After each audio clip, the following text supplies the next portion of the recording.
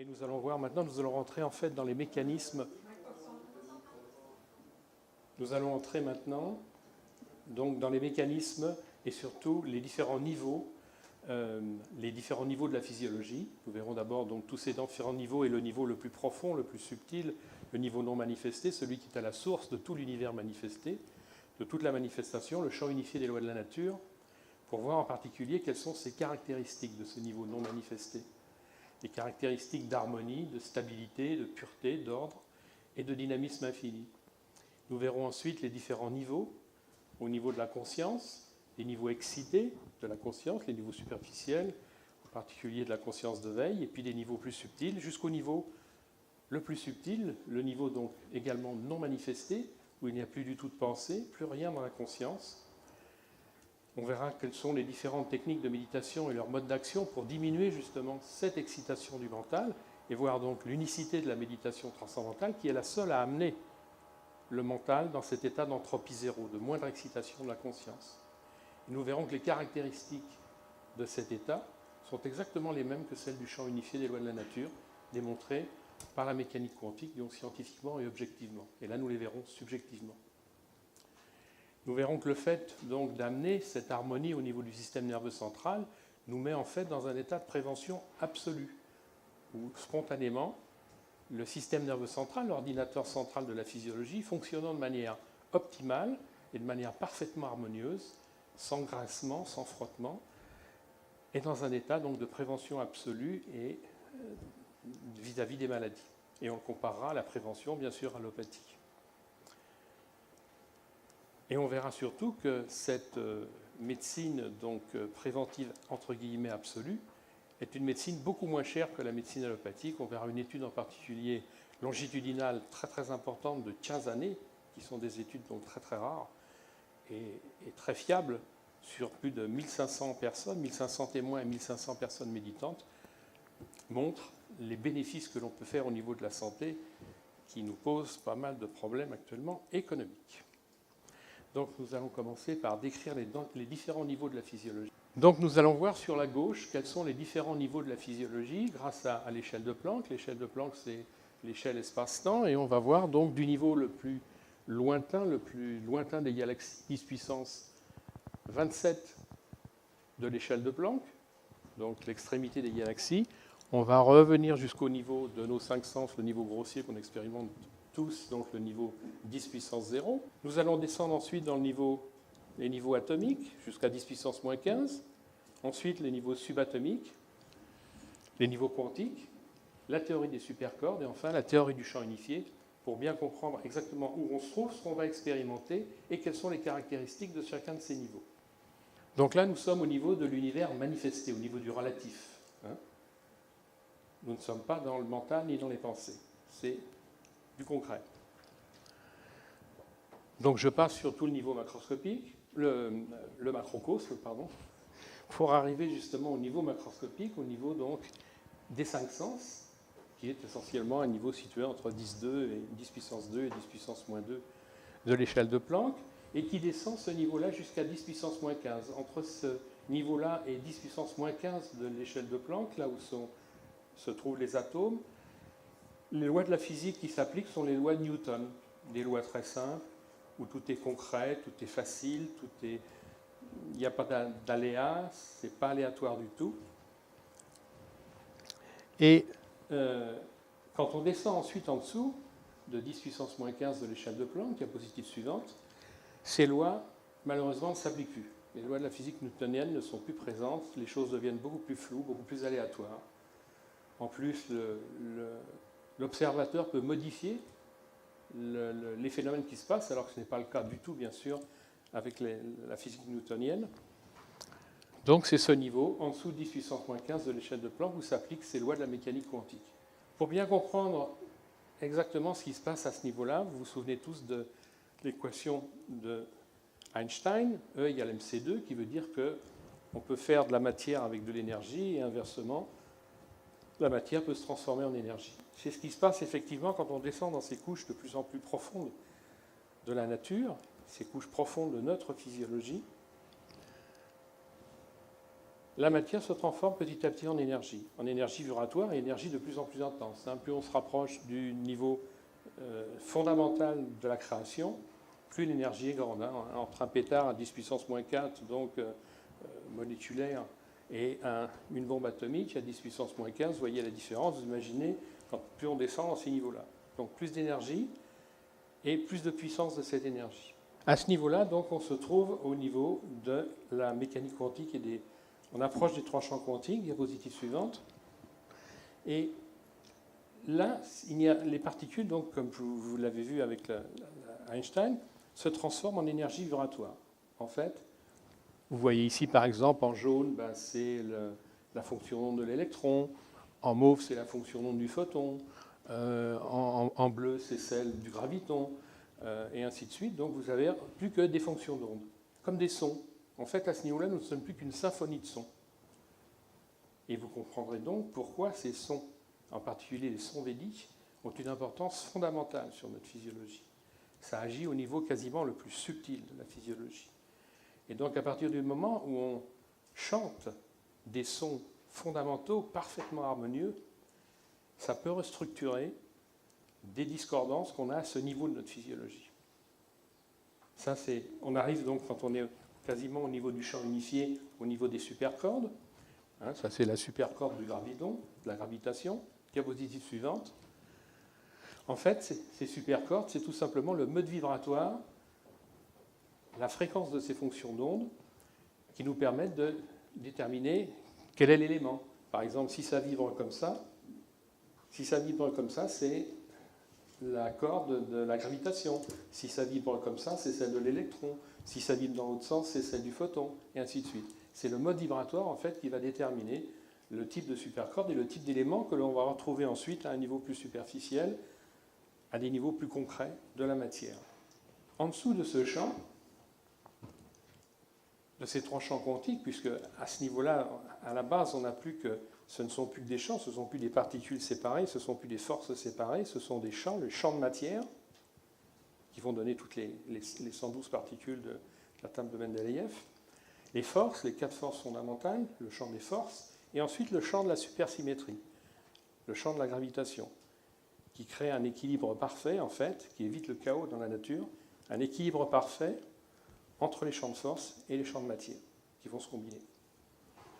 Le niveau le plus subtil avant le champ unifié, donc en dessous de ce champ des sons, c'est l'information, sont les théories de l'information. C'est un peu comme des pensées. En fait, à ce niveau-là, il y a de la manifestation encore, c'est la manifestation la plus subtile, les informations qui sont comme les pensées, qui vont donner les sons, qui ensuite vont donner des particules, vont donner les forces, et qu'on va apprécier avec nos 5 sens. On va voir l'importance de nos 5 sens ensuite pour les états de conscience. Donc, en dessous, ce champ unifié des lois de la nature, c'est un champ non manifesté. Les physiciens n'ont jamais pu le mesurer, puisque bien sûr, il faut un outil du domaine manifesté pour mesurer. Enfin, tous les outils des physiciens sont des outils manifestés, et on peut difficilement mesurer la non-manifestation. Mais on va voir comment on peut quand même l'apprécier, cette non-manifestation. Donc, ce champ unifié a des caractéristiques. C'est en fait comme une abstraction mathématique. Ce sont en fait les mathématiciens quantistes qui l'ont déterminé. Ils appellent donc le vacuum state, le vide quantique, il n'y a plus rien, aucune manifestation. Ça correspond en fait à l'ensemble zéro en mathématiques. Rien. Nothing, comme l'appelle Maharishi, nothingness. Pour bien comprendre ce qui se passe à ce niveau-là, quelles sont les caractéristiques de ce champ unifié des lois de la nature, on va voir, c'est fondamental. On va utiliser l'analogie de l'hélium. L'hélium a un niveau excité. Alors, il faut d'abord que je vous précise, donc, le niveau d'excitation d'un système, c'est son niveau d'entropie. S'il est très excité, l'entropie est élevée. Et puis, s'il s'apaise, si l'excitation devient de moins en moins importante, l'entropie diminue jusqu'à être nulle, entropie zéro, quand il n'y a plus d'excitation du tout du système. L'analogie de l'hélium est très intéressante. Qu'est-ce que c'est que l'hélium? C'est le mélange de 2 isotopes de l'hélium 3 et l'hélium 4, à température élevée, donc à un niveau d'excitabilité élevé, à un niveau d'entropie élevé. c'est un mélange chaotique. C'est un mélange où les deux héliums ne sont pas du tout purs, ils sont mélangés, très instables, très disharmonieux, donc impurs, instables, disordonnés et résistants. C'est-à-dire que vous envoyez un photon ou un électron dans cet hélium à température ambiante, donc excité, l'électron et le photon vont être arrêtés, vont être freinés par la résistance du système. On diminue la température, ces expériences ont été faites par les physiciens quantistes dans les années 50. On diminue la température, qu'est-ce qui se passe? Instantanément, quand il arrive au zéro absolu, moins 270 degrés de l'échelle de Celsius, de degrés Celsius, les deux isotopes se séparent, alors que c'était absolument impossible à température élevée, à un niveau d'excitation élevé, à un niveau d'entropie élevé. Ils sont inséparables, il n'y a aucun moyen physico-chimique qui peut les séparer. Vous diminuez simplement la température, tac, ils se séparent. Couche d'hélium 3 au-dessus, couche d'hélium 4 en dessous. Mélange parfaitement pur, parfaitement ordonné et infiniment stable. Première qualité. Deuxième qualité, il devient superfluide. C'est la superfluidité de l'hélium. Vous envoyez un électron, un photon dedans, aucune résistance, ça part à l'infini. Et la troisième caractéristique, c'est un état d'équilibre parfait entre ces deux caractéristiques diamétralement opposées, stabilité infinie, dynamisme infini. Voilà. Donc ça, c'est très important à retenir parce qu'on va voir tout à l'heure que les caractéristiques de la pure conscience, de la conscience quand elle est complètement pure, quand on atteint ces niveaux-là, sont exactement les mêmes. Alors, les différents niveaux du mental. On va voir qu'au niveau du mental, c'est exactement la même chose. Il y a des niveaux excités du mental et puis il y a des niveaux plus apaisés, plus subtils. Et on va voir aussi exactement ce que c'est que le stress. Donc on va voir maintenant le côté droit, l'analyse subjective du mental. Et les différents niveaux les plus excités en superficie. La source en fait de ces pensées, la source de cette excitation du mental, de ces pensées, bien sûr, c'est la conscience, et on va voir que c'est la conscience à son niveau le plus pur, à sa base, le niveau le plus subtil, le plus délicat.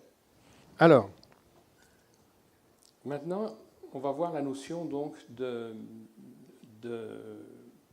les notions donc, de neurosciences, et en particulier, on va voir que les expériences modèlent le cerveau. Plus les expériences, si vous voulez, sont illimitées, sont importantes, plus le système nerveux central va se développer.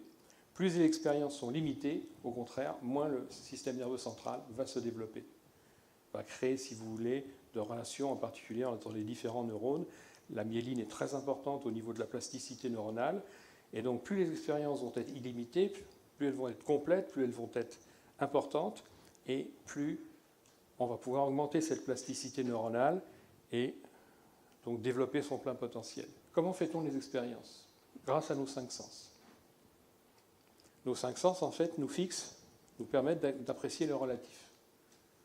Et donc, ce relatif, les objets qu'on expérimente, sont des objets, en fait, limités, sont des objets changeants, sont des objets qui ont un début, qui ont une fin, qui ont une certaine coloration, qui ont une certaine intensité. On est dans le relatif. Donc, il n'y a que des limites à ce niveau-là. Donc, on fait des expériences limitées. Expérience limitée dit développement du potentiel mental limité. Donc, ces expériences qu'on va faire, en fait, on va s'identifier à ces expériences. On s'identifie donc à ces limites. Et donc, elles vont teinter nos pensées. Donc, nos pensées étant limitées, l'action de ces pensées va être limitée, la satisfaction ou l'accomplissement de ces actions, plutôt, va être limité, et donc la satisfaction également va être limitée. Et donc, on vit, en fait, dans un monde de limites, un monde où, oui, c'est normal de souffrir, c'est normal d'être malade, oui, puis lui, il est comme ci, l'autre, il est devenu fou, et puis on est complètement accaparé par toutes ces pensées. C'est ce flot de pensées, en fait, qui nous limite, et c'est ça qui correspond au stress. Le stress, plus il y a de pensées, plus on est accaparé par les pensées, plus notre potentiel mental va être limité. Et donc, en fait, n'expérimentant que le relatif, on expérimente, en fait, que à peu près 5 à 15% du relatif. C'est ce que les neuroscientifiques disent. On n'utilise que 5 à 15% de notre potentiel mental. C'est dommage. Et on va voir justement qu'en développant des états de conscience supérieurs, en explorant cette pure conscience en bas, alors que là, on n'en explore que 0%, on n'a que l'essence, si vous voulez, pour apprécier le relatif, et notre intellect qui dit oui, c'est ça, la réalité, c'est ça, c'est ça, c'est cette porte, c'est vous, c'est moi, mais pas en dessous. En dessous, on ne sait pas ce que c'est. Il n'y a que les expériences subjectives qui nous permettent de les explorer. Et on va voir justement pourquoi les techniques de méditation sont là, et justement pour faire descendre, diminuer ce stress, ces limites qu'on expérimente en permanence. Donc, les pensées naissent bien sûr d'un endroit. Il faut se dire qu'elles naissent de la conscience pure. Quand on a fait l'expérience, on le sent, on comprend, mais il faut a priori, c'est le schéma des bulles de Maharishi. La conscience, les pensées, en fait, naissent de ce niveau très très silencieux de la conscience. Et puis, dès qu'elles deviennent suffisamment grossières pour être perçues en tant que pensée, elles sont conscientes. Hein. En dessous, c'est l'inconscient. Au-dessus, c'est la conscience. Et comme on a vu que ce stress, en fait, cette excitation du mental était la cause de nos problèmes, on l'a vu avec David tout à l'heure, avec David Orm Johnson, hein, c'est d'abord l'anxiété. Quand l'anxiété est trop forte, c'est la dépression. Quand c'est encore pire que ça, c'est le burn-out, le syndrome de stress post-traumatique, le TDAH, le trouble du déficit de l'attention et d'hyperactivité. Donc un mal-être, si vous voulez, que l'on vit en permanence parce qu'on est dans ses limites, dans ses limites, dans ses limites, dans ses pensées, dans ses pensées, dans ses pensées en permanence. Donc les sages se sont dit, il faut qu'on trouve un moyen pour abaisser, pour diminuer cette excitation du mental. Et donc les premières techniques qu'ils ont trouvées, qui sont les plus nombreuses de toutes, sont les techniques de concentration. Le mental s'en va dans tous les sens, on va le fixer dans un endroit. Boum, on va le mettre sur une flamme de bougie, sur un mantra, on va le mettre sur quelque chose de métaphysique, sur un exercice physique, sur le hatha yoga, sur un exercice respiratoire, le samatha des méditations bouddhistes. Donc on le focalise, mais on voit bien qu'on fait un effort, on est sur l'effort intellectuel de rester dans cet exercice. Donc le mental, certes, est apaisé, il se calme, mais il est toujours actif. Donc ensuite, on s'est dit, tiens, on va rajouter le lâcher-prise. Les sages ont découvert ça, et on va prendre le lâcher-prise en plus. Ce sont les techniques de contemplation. Donc c'est le zazen, on se focalise sur la vacuité, rien n'est à l'origine de tout, l'univers, et on lâche prise. Le vipassana des méditations bouddhistes, on se focalise sur un exercice respiratoire, on lâche prise. La pleine conscience, c'est sur l'instant présent, tout ce qui se passe autour, sans se focaliser dessus, et on lâche prise. Et le Kriya Yoga, sur un exercice de Hatha Yoga, et on lâche prise. Donc l'apaisement, là, est encore plus important que dans les techniques de méditation concentrative. Mais le mental est toujours sur la pensée de la contemplation. Il y a toujours une pensée, il y a toujours un objet dans le mental. Donc l'excitation est très diminuée, mais elle n'est pas à zéro. La seule technique qui permet d'aller au niveau d'entropie zéro, c'est ça qui est fondamental, c'est la méditation transcendantale. On prend un mantra qui est bien spécifique à notre physiologie, qui n'a aucune signification, c'est très important, vu votre question que vous aviez posée ce matin. Sans aucune signification, d'une manière très délicate, et ce mantra, sa physiologie, sa fonction, c'est de se raffiner, c'est tout. Il se raffine, il se raffine, il se raffine, on porte notre attention dessus, et pareil, le mental se raffine, se raffine, se raffine, se raffine, et à un moment, tout disparaît. Plus de manifestation, plus de pensée, plus de mantra, plus rien. Et ça se fait très très simplement, très naturellement, et sans aucun effort fondamental, sans l'intervention de l'intellect. Là, on a atteint le niveau d'entropie zéro. Alors, donc, subjectivement, bien sûr, ces états de méditation transcendantale ont été décrits dans les livres de la littérature védique, dans la sagesse indienne, et décrivent un état d'éveil au repos. Donc un état de repos complet, cette stabilité du mental que l'on a, on est dans un silence complet du mental, donc un état de pureté, d'ordre et de stabilité totale du mental, complètement reposé. Et physiologiquement, quand un système se repose, il élimine toutes les tensions intérieures. Comme la cravate qu'on tord, puis hop, on la lâche, hop, elle se met toute droite. Les tensions ont disparu. C'est exactement la même chose. Repos absolu du système nerveux central, de l'ordinateur central, tous les stress partent. Deuxième caractéristique, un dynamisme infini de la conscience. On est complètement éveillé, on n'est pas du tout endormi, et on est capable de cogniser tout ce qui est possible dans le monde, tous les univers possibles. Donc un état de stabilité infinie du système mental d'un côté, et un état d'éveil total, de dynamisme infini de la conscience de l'autre. Et la troisième caractéristique, c'est un état d'équilibre parfait entre ces deux caractéristiques diamétralement opposées du mental, stabilité et dynamisme infini, qui est décrit dans la littérature védique, dans les Brahmanas, dans les Upanishads, dans le Vedanta, qui s'appelle Ananda, Satchitananda, la conscience félicité absolue. Un état donc de félicité, de paix intérieure, de sérénité tout à fait caractéristique, donc qui est connu depuis des milliers d'années, et qui est cet état de paix intérieure, de sérénité et de paix qu'on expérimente quand on est dans cet état d'entropie zéro. Donc quand on expérimente cette pure conscience, avec ces trois caractéristiques qu'on a vues, au début on découvre la pure conscience, donc on est à 0%, et puis petit à petit avec les méditations, on va expérimenter 1%, 2%, 10%, 20%, 50%, 100% de cette pure conscience, 100% d'absolu. Mais en même temps, notre physiologie va se raffiner, en particulier nos 5 sens vont être beaucoup plus raffinés, beaucoup plus précis. Et on va expérimenter non plus 5 à 15% de relatif, mais 100% de relatif. Donc expérimenter 100% plus 200%, plus 100% d'absolu, 100% de relatif, 200%.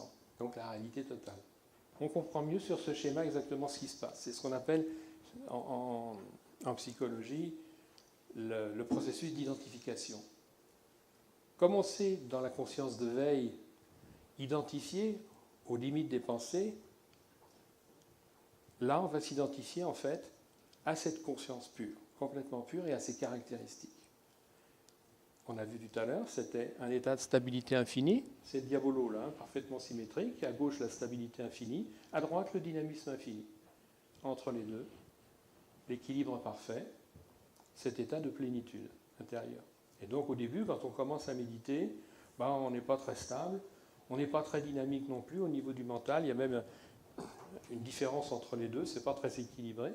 Et puis à chaque méditation, 20 minutes matin et soir, petit à petit, on va engranger un peu de stabilité, un peu de dynamisme, et puis ça va s'équilibrer de plus en plus. Et puis au bout d'un certain temps, soi-même, on va être complètement identifié à ce champ unifié des lois de la nature, à cette pure conscience, et donc atteindre 100% de stabilité, 100% de dynamisme et 100% de plénitude. D'accord ? Et l'intérêt, c'est que cet état-là va se stabiliser pendant la méditation au départ, mais ensuite, en retournant très doucement, très délicatement, très progressivement dans la conscience de veille, dans l'activité, ça va s'intégrer également dans cette activité. Un petit peu au début, et puis un peu plus, et puis un peu plus, et un peu plus, jusqu'au jour où on va expérimenter cette conscience transcendantale, cette conscience pure, 24 heures sur 24. La conscience transcendantale était le quatrième état de conscience, Les trois premiers, c'est conscience de veille, celle qu'on vit actuellement. La conscience de rêve,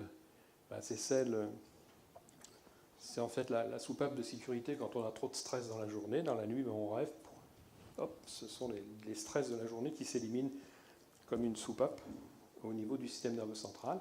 Et puis le sommeil, bien sûr, c'est le seul moyen qu'on a quand on n'utilise pas ces techniques de méditation pour éliminer le stress. C'est une conscience nulle, zéro. Donc ça, c'est les trois premiers états de conscience. Le quatrième, c'est cette conscience transcendantale, c'est pure conscience qu'on stabilise d'abord pendant la méditation et ensuite qui va s'intégrer dans l'activité. Et quand elle s'intègre dans l'activité 24 heures sur 24, on appelle ça la conscience cosmique. Actuellement, en neurosciences, on dit la conscience, c'est la résultante en fait de toute l'alchimie, si vous voulez, toutes les relations qu'il peut y avoir entre les différents neurones au niveau du système nerveux central. La conscience est créée par cet état du cerveau. En fait, non. Le cerveau, il est situé, comme vous le voyez, à un niveau grossier de l'échelle de Planck, là, donc au niveau entre 0 et 10 puissance moins 15 de l'échelle de Planck. C'est pas logique, c'est normalement les niveaux les plus subtils, les plus délicats, qui sont à l'origine des niveaux les plus grossiers. Donc, a priori, les caractéristiques de la pure conscience et celles donc, du champ unifié étant identiques, c'est plutôt la conscience qui est à l'origine du cerveau. C'est une question de logique pure, de bon sens. Deuxième élément qui peut nous faire dire qu'effectivement c'est bien la pure conscience qui est à l'origine du cerveau, c'est une analogie fonctionnelle. Vous voyez à droite le Lagrangien de la supercorde hétérotopique. Le Lagrangien de la supercorde hétérotopique, ce sont toutes les formules mathématiques qui expliquent le fonctionnement de la matière au niveau le plus subtil. Et quand on dérive ces fonctions, comme par exemple la première, on s'aperçoit qu'elle montre que grâce à cette fonction, tout est possible, la notion de toute possibilité. Mais en même temps qu'elle contient tout, l'ensemble de la science, elle est omnisciente. Quand on dérive les autres, on va trouver d'autres qualités qui sont en fait les qualités de la conscience. L'autosuffisance, l'autoréférence, la mémoire, la liberté. On a 42 à peu près expressions comme ça de la conscience, à gauche, qui sont en fait les qualités de chacune des équations du Lagrangien. Donc il y a une analogie fonctionnelle entre la théorie, les théories mathématiques et les qualités de la conscience. Ces qualités de la conscience, bien sûr, sont exprimées dans les 42 expressions de la littérature védique, les 42 expressions de la sagesse indienne, et qui expriment justement, l'un c'est toute possibilité, l'autre c'est la liberté, l'autre et ainsi de suite. Donc une concordance fonctionnelle entre les lois mathématiques et le fonctionnement de la conscience. Il y a également une analogie structurelle. Analogie structurelle, donc on a dit qu'il y avait les trois champs quantiques au-dessus du champ unifié, donc ce champ qui est à la base de tout l'univers manifesté. À gauche, donc les champs de la supersymétrie, les champs de la gravitation. Au milieu, les champs de force. À droite, les champs de matière. D'où viennent ces trois champs? Les champs de la gravitation, en fait, c'est le graviton et le gravitinos, qui sont des éléments de spin, on ne va pas rentrer dans les détails, hein, des éléments de spin 2 et de spin 1,5. Celui des forces, c'est de spin 1. Et celui de la matière, les champs de matière, ce sont donc d'un côté les particules de spin 1,5 et le boson de Hitch de spin 0. On a exactement la même structure au niveau de l'Ayurveda. Les champs d'équilibre, le champ de la gravitation, ça correspond à Vata. Et Vata qui vient des 5 éléments fondamentaux, des 5 tanmatras, en particulier, qui vient de l'espace et de l'air, que vous voyez à gauche. Les champs de force, l'énergie, le métabolisme, c'est Agni, c'est le feu. Et pour les champs de matière, qui sont beaucoup plus inertes, eux bien sûr, qui sont l'inertie, eux, ils viennent donc de l'eau et de la terre, Apas et Prithvi, et correspondent au Tosha Kapha. Donc Kapha pour la matière et l'inertie, Pitta pour les champs de force, et Vata pour l'équilibre, qui est essentiellement et très important au niveau du système nerveux central, et donc qui, en Ayurveda, vous le verrez cet après-midi et demain, essentiellement donne des modifications au niveau du système nerveux central et de l'équilibre du système nerveux central. Diapositive suivante. Enfin, il y a d'autres arguments dans lesquels je n'entrerai pas en détail. John Eglin, qui est un astrophysicien de très très haut niveau, donc qui travaille au CERN, sur l'accélérateur de particules du CERN à Genève, qui travaille également sur celui de Stanford, a fait un cours de cosmologie, actuellement à Fairfield dans l'Iowa, dans l'université Maharishi de Management. Si vous voulez suivre son cours, c'est très facile, c'est très possible. C'est un cours de 15 jours qu'on peut suivre sur Internet et qui vous permettra d'approfondir et de mieux comprendre cette identité entre la pure conscience et le champ unifié des lois de la nature, et que donc cette pure conscience est vraiment à l'origine du cerveau. En particulier, il développe donc avec les théories de la téléportation quantique, avec les caractéristiques de la matière noire et avec les trous de verre, il développe en particulier, il explique de manière très très scientifique et très vraie ce qu'est le vol yogique et l'effet Maharishi. Je ne vais pas rentrer dans le détail, je pense qu'il y en a d'autres qui en parleront cet après-midi mieux que moi. Alors maintenant la prévention. On a vu qu'en fait, en mettant notre système nerveux central dans cet état d'harmonie parfaite, on va avoir une possibilité de prévention absolue. Diapositive suivante. Alors en allopathie, en fait, la prévention, elle se fait uniquement au niveau relatif. On va vous donner des conseils, on va dire fumez pas pour pas le cancer de la gorge ou le cancer du poumon, mangez des fibres pour ne pas faire le cancer du côlon, prenez des vaccins pour stimuler les défenses immunitaires, éviter... Tout se passe dans le relatif. Et dans le relatif, on va avoir, grâce aux médicaments, un effet positif, mais malheureusement, on est dans le relatif, qu'il y a un effet positif, il y a un effet négatif. Et donc, il y a plus de 70 000 études, 70 000 recherches scientifiques qui ont montré justement les effets délétères donc des traitements allopathiques. Un effet positif, mais un effet négatif, donc il faut choisir le moindre risque. Mais ce n'est pas une prévention, c'est une prévention partielle, ce n'est pas une prévention totale. Dans l'Ayurveda Maharishi, là, on harmonise parfaitement l'ordinateur central de la physiologie, s'il fonctionne parfaitement, s'il est super fluide, parfaitement stable, parfaitement ordonné, parfaitement pur, il a vraiment peu de chances de tomber malade. De la même manière que l'hélium, on le descend, toc, il est à zéro, il devient parfaitement pur, parfaitement ordonné. Là, vous mettez votre conscience dans cet état-là, pof, parfaitement harmonieux, et vous mettez dans un état de prévention absolue, sans fatigue, sans effort, naturellement et sans médicaments. Maharishi insiste beaucoup sur la définition de ce qui est la santé parfaite. Il appelle ça swa-sta. Sta, ça veut dire établi, soi dans le soi, dans la pure conscience, dans cet état du champ unifié. Et donc, dans cet état, vous tendez vers la santé parfaite. D'autres écritures de la sagesse indienne montrent également cette analogie, celle en particulier la Bhagavad Gita. La Bhagavad Gita, si vous voulez, c'est le Reader's Digest de la sagesse indienne, la voie vers l'illumination. Comment, si vous voulez, à partir d'une situation absolument inextricable, on résout les problèmes, et l'un des versets les plus importants qui le résume, le verset donc du chapitre 2, le verset 48, qui dit « Yogasta kuru karmani ». Yoga sta, sta établi dans le yoga, établi dans l'unité, établi dans l'être, établi dans la pure conscience, établi dans le champ unifié des lois de la nature. Kuru karmani, accomplit l'action. Donc, ça c'est l'une des phrases de la sagesse indienne les plus fortes. Pour accomplir une action, d'abord, mets-toi dans cet état d'unité, cet état de pure conscience.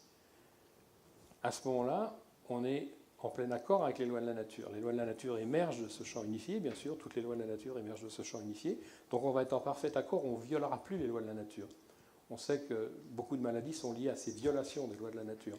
Là, on se met dans un état préventif. On ne peut plus violer les lois de la nature. On se met en accord parfait avec ce champ unifié des lois de la nature. On s'identifie à ce champ unifié des lois de la nature. Donc on se met dans une situation préventive absolue. C'est ce que nous a montré donc David Horn Johnson tout à l'heure. Je veux rendre hommage ici aussi à Robert Cassolas, qui a écrit ce livre en 86, donc c'est pas récent, qui s'appelle La neurophysiologie de l'illumination, qui a été l'un des premiers neurophysiologistes du mouvement, aux côtés de Maharishi, et qui a montré justement la diminution des marqueurs de stress, l'amélioration des marqueurs du bonheur, toutes les différentes manifestations neurophysiologiques qui se passaient quand on méditait, et il en fait donc un livre général, et on voit que les hommes qui développent ces états de conscience supérieure ont une physiologie totalement différente des autres. Un développement complet du potentiel mental, ça c'est un chercheur donc, de l'Institut du cerveau de Moscou, Lyubimov, qui a décrit ça dans les années 99, donc 100% de fonctionnement du système nerveux central. Diapositive suivante. Sur les études en imagerie, en PET scan en particulier, on voit une hyperactivation des deux lobes frontaux en haut à droite, et au contraire une désactivation du système thalamique, du système donc, qui est le système qui est le réflexe dont parlait tout à l'heure David avec la réaction de fuite et de vol et de fuite. L'amélioration, comme on développe son plein potentiel mental, l'amélioration de toutes ses fonctions cognitives avec en priorité la créativité, mais aussi l'indépendance de champ, l'intelligence, la mémoire, toutes les fonctions cognitives quelles qu'elles soient, y compris les fonctions intuitives et les qualités de cœur. Diapositive suivante. Bien sûr, un effet préventif sur toutes les pathologies, en particulier de stress, les premières étant les pathologies cardiovasculaires, 50% de moins de mortalité et de morbidité dans les pathologies cardiovasculaires. Au niveau de neuropsychiatrique, bien sûr, l'anxiété. Alors cette étude est une méta-analyse, donc une étude sur 146 recherches scientifiques, donc qui représentent des milliers et des milliers et des milliers d'individus qui ont été analysés, et qui montre que seule la méditation transcendantale donne plus de 75% de guérison complète de l'anxiété chronique. Comparé à l'effet placebo, vous voyez en dessous, l'effet placebo, vous savez, vous donnez un peu d'eau ou de l'agar-agar, un produit qui n'a aucune action sur la physiologie, en disant au monsieur, tenez, prenez ça, vous allez voir, c'est génial, vous ne serez plus anxieux après. Ben, dans 30% des cas, ça marche. Hein, c'est la psychosomatique, c'est la capacité d'auto-guérison que notre système nerveux central a, que notre conscience a, et qui est stimulée par ce placebo. Et ce qui est très intéressant de voir, c'est que toutes les autres techniques de méditation, et dans cette méta-analyse de 149 études, elles ont quasiment toutes été étudiées, hein, toutes les autres techniques de méditation n'ont pas plus d'amélioration que l'effet placebo. Seule la méditation donne plus de 75% de guérison complète de l'anxiété chronique. Bon, on a vu tout à l'heure pour les addictions, je ne vais pas aller plus loin, simplement en disant que l'addiction est liée au mal-être intérieur, donc on va rechercher dans le relatif un produit qui va nous permettre de faire céder ce mal-être intérieur, comme le but de la méditation transcendantale, c'est d'être dans un état de béatitude et de bien-être intérieur absolu. Bon, bah, on n'a plus besoin de trucs extérieurs pour essayer d'être un peu mieux, quoi. Ça se fait tout seul, sans effort, simplement et naturellement. C'est exactement la même présentation, où je vais aller très vite, que celle de David Horn Johnson, en insistant simplement sur cette étude qui a été faite au Québec, où ils sont très, comment dirais-je, les études, on accède très facilement à toutes les études qui ont été faites donc, à la Sécurité sociale du Québec. Donc on voit en particulier, on va le voir pour l'étude après, l'étude des frais médicaux est très facile, l'étude des pathologies, où est parti l'argent, enfin et tout, ils sont très ouverts. Et donc sur cette étude qui a porté donc, sur tous les services hospitaliers d'un hôpital, on voit effectivement que grâce à la méditation transcendantale, dans les services de cardiologie, il y a 4 fois moins, pour 1000 habitants, il y a 5 fois moins de pathologies cardiovasculaires chez les méditants que chez les non-méditants. Donc on a 5 fois moins de chances de faire de pathologies cardiovasculaires quand on médite. Pareil pour les troubles neuropsychiatriques, 5 fois moins de troubles neuropsychiatriques. Pour les cancers, c'est très intéressant, 4 fois moins de cancers, moins de chances de faire de cancer que chez les non-méditants. Mais c'est valable pour toutes les pathologies, vous le voyez à plus ou moins grand degré, mais pour toutes les pathologies. Le seul service où il y a eu plus de méditants que de non-méditants, c'est le service d'obstétrique. Intéressant. Pourquoi ? Parce que les femmes qui méditent, en général, elles sont plus proches de la vérité, plus proches d'une vie en harmonie avec tout ce qui les entoure. Elles ont envie de donner la vie, donc elles accouchent plus, elles font plus d'enfants, elles accouchent plus que les femmes qui ne méditent pas, qui sont dans le stress, et de se dire, oh là, un bébé dans ce truc-là, c'est pas possible. Non seulement, donc, c'est un état, une expérience extraordinaire que la méditation transcendantale, et ça vous prévient de quasiment toutes les maladies, ça diminue le risque de pathologie. Cette étude longitudinale qui a été faite sur 15 ans, vous voyez, c'est exceptionnel les études qui durent 15 ans. Hein. On a pris à peu près 1500 témoins, donc qui ne vont pas méditer, et 1500 témoins, ceux-là, on va les faire méditer, à la 8e année. Donc en bleu, les méditants, en rouge, les non-méditants. Les non-méditants, bien sûr, ils vont continuer à augmenter les frais médicaux, hein, ça augmente en général de 10% par an. C'est la moyenne dans les pays industrialisés. Et les non-méditants, au moment où ils vont se mettre à méditer, paf, la courbe se casse. De moins en moins de frais de santé. Diapositive suivante. On a mesuré ces frais de santé. Et donc, qu'est-ce qu'on voit ? On voit que ça continue chez les non-méditants à peu près à 12% par an d'augmentation des frais de santé, alors que chez les non-méditants, ça diminue de 2%. C'est encore plus net chez les personnes âgées. Donc, les personnes qui sont malheureusement les plus malades, qui coûtent le plus cher à la sécurité sociale, qui sont les plus vulnérables, eux, au contraire, il y a une diminution encore plus importante et moins de risque de maladie, si vous voulez, quand ils méditent. Donc une étude particulièrement intéressante. Avis à notre ministre de la Santé, Madame Buzyn. Avis aux comptables et aux directeurs de la Sécurité sociale. Avis aux politiques qui sont les décideurs. Et permettez-moi, messieurs et mesdames, de vous remercier très chaleureusement de votre présence et je me livre à vos questions.